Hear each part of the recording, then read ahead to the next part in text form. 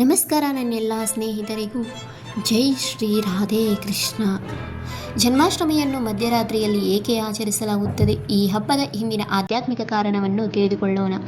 ಭಗವಾನ್ ಕೃಷ್ಣನು ಜನನವನ್ನು ಸೂಚಿಸುವ ಜನ್ಮಾಷ್ಟಮಿ ಹಿಂದೂ ಧರ್ಮದ ಅತ್ಯಂತ ಪ್ರೀತಿಯ ಹಬ್ಬಗಳಲ್ಲಿ ಒಂದಾಗಿದೆ. ಆದರೆ ಸೂರ್ಯೋದಯದಲ್ಲಿ ಅಥವಾ ಹಗಲಿನಲ್ಲಿ ಪ್ರಾರಂಭವಾಗುವ ಅನೇಕ ಆಚರಣೆಗಳಿಗಿಂತ ಭಿನ್ನವಾಗಿ ಜನ್ಮಾಷ್ಟಮಿಯ ಕೇಂದ್ರ ಕ್ಷಣವು ಮಧ್ಯರಾತ್ರಿಯ ನಿಶ್ಚಲತೆಯಲ್ಲಿ ಸಂಭವಿಸುತ್ತದೆ.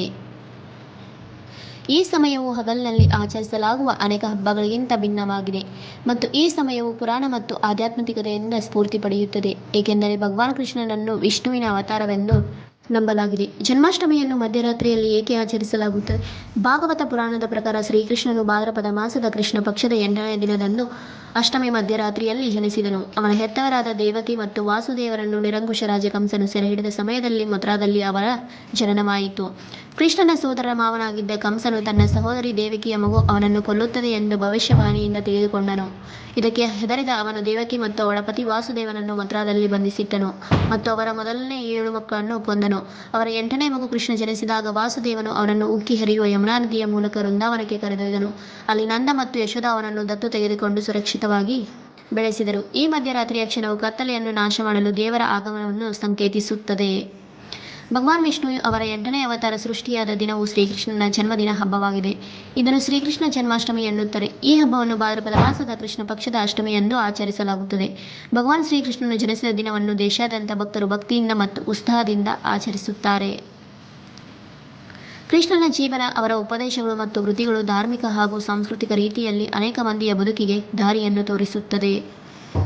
ಈ ವರ್ಷ ಶ್ರೀಕೃಷ್ಣ ಜನ್ಮಾಷ್ಟಮಿ ಆಗಸ್ಟ್ 16ರಂದು ಆಚರಿಸಲಿದ್ದು, ಪಂಚಾಂಗದ ಪ್ರಕಾರ ಭಾದ್ರಪದ ಮಾಸದ ಕೃಷ್ಣ ಪಕ್ಷದ ಅಷ್ಟಮಿಯ ತಿಥಿ ಆಗಸ್ಟ್ 15ರ ರಾತ್ರಿ 11:49ರಿಂದ ಪ್ರಾರಂಭವಾಗಿ ಆಗಸ್ಟ್ 16ರ ರಾತ್ರಿ 9:34ಕ್ಕೆ ಮುಗಿಯುತ್ತದೆ. ಹೀಗಾಗಿ ಜನ್ಮಾಷ್ಟಮಿಯನ್ನು ಆಗಸ್ಟ್ 16ರಂದು ಆಚರಿಸುವುದು ಸೂಕ್ತ ಎಂದು ಮನುಷ್ಯರು ನಿಶ್ಚಯಿಸಿದ್ದಾರೆ. ಜನ್ಮಾಷ್ಟಮಿಯಂದು ಮಾಡುವ ವಿಧಿವಿಧಾನಗಳು. ಜನ್ಮಾಷ್ಟಮಿ ದಿನದಂದು ಮುಂಜಾನೆ ಬೇಗ ಎದ್ದು ಸ್ನಾನ ಮಾಡುವುದು ಅತ್ಯಂತ ಅವಶ್ಯಕ.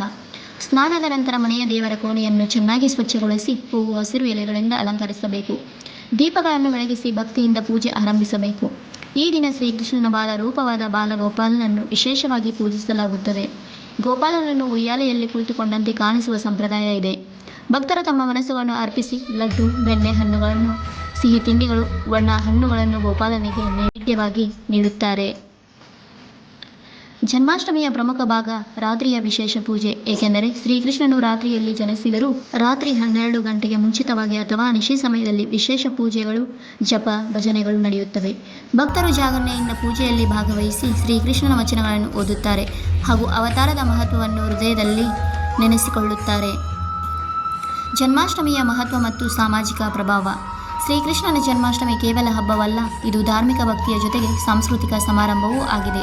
ಈ ದಿನ ನಾನಾ ಮಠಗಳು, ದೇವಸ್ಥಾನಗಳು ಹಾಗೂ ಭಕ್ತಿ ಸಮೂಹಗಳು ಜಮಾಯಿಸಿಕೊಂಡು ನೃತ್ಯ, ನಾಟಕ ಮತ್ತು ಭಜನೆಗಳ ಮೂಲಕ ಶ್ರೀಕೃಷ್ಣನ ಜೀವನದಲ್ಲಿ ವಿವಿಧ ಘಟನೆಗಳನ್ನು ಸ್ಮರಿಸುತ್ತಾರೆ.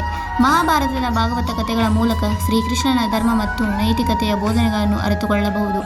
ಈ ಹಬ್ಬದ ಮೂಲಕ ಜನರು ಸತ್ಯ, ಧರ್ಮ ಮತ್ತು ನೀತಿಯ ಮಾರ್ಗದಲ್ಲಿ ನಿಂತು ಬದುಕಲು ಪ್ರೇರಿತರಾಗುತ್ತಾರೆ. ಪ್ರತಿ ವರ್ಷ ಶ್ರೀಕೃಷ್ಣನ ಜನ್ಮಾಷ್ಟಮಿಯಂದು ಹೃದಯಪೂರ್ವಕವಾಗಿ ದೇವರ ಪ್ರಾರ್ಥನೆ ಮಾಡುವುದು, ಶ್ರೀಕೃಷ್ಣನ ಉಪದೇಶಗಳನ್ನು ಮನಗಂಡು ಅನುಸರಿಸುವುದು ನಮ್ಮೆಲ್ಲರಿಗೂ ಬಹುಮುಖ್ಯವಾಗಿದೆ.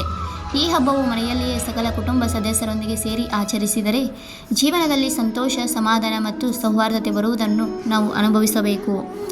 ಈ ರೀತಿಯಾಗಿ ಭಗವಾನ್ ವಿಷ್ಣುವಿನ 8ನೇ ಅವತಾರವಾದ ಶ್ರೀಕೃಷ್ಣನ ಜನ್ಮದಿನ ಅಂದರೆ ಶ್ರೀಕೃಷ್ಣನ ಜನ್ಮಾಷ್ಟಮಿ ಭಕ್ತರು ಭಕ್ತಿಯಿಂದ ಮತ್ತು ಸಾಂಸ್ಕೃತಿಕ ಪರಂಪರೆಯೊಂದಿಗೆ ಆಚರಿಸುವ ಪ್ರಮುಖ ಹಬ್ಬವಾಗಿದೆ. ಈ ಹಬ್ಬದ ಮೂಲಕ ನಾವು ಅವರ ಆದರ್ಶಗಳನ್ನು ಮನಗಂಡು ಜೀವನದಲ್ಲಿ ಅನುಸರಿಸುವ ಅವಕಾಶ ದೊರೆಯುತ್ತದೆ. ಶ್ರೀಕೃಷ್ಣನ ಆರಾಧನೆಯಿಂದ ನಮ್ಮ ಜೀವನದಲ್ಲಿ ಶಾಂತಿ, ಸಂತೋಷ ಮತ್ತು ಸಮೃದ್ಧವಾಗಿರಲಿ ಎಂಬುದೇ ಈ ಹಬ್ಬದ ಮುಖ್ಯ ಉದ್ದೇಶವಾಗಿದೆ. ಈ ವಿಡಿಯೋ ಮೂಲಕ ನೀವು ಕೃಷ್ಣನ ಹಬ್ಬದ ಮತ್ತು ಕೃಷ್ಣನ ಜನ್ಮದ ಬಗ್ಗೆ ಎಲ್ಲ ಡೀಟೇಲ್ಸ್ನ ನಾನು ಈ ವಿಡಿಯೋದಲ್ಲಿ ತಿಳಿಸಿಕೊಟ್ಟಿದ್ದೀನಿ. ಈ ವಿಡಿಯೋ ನೋಡಿದ್ದಕ್ಕಾಗಿ ತುಂಬ ಹೃದಯದ ಧನ್ಯವಾದಗಳು.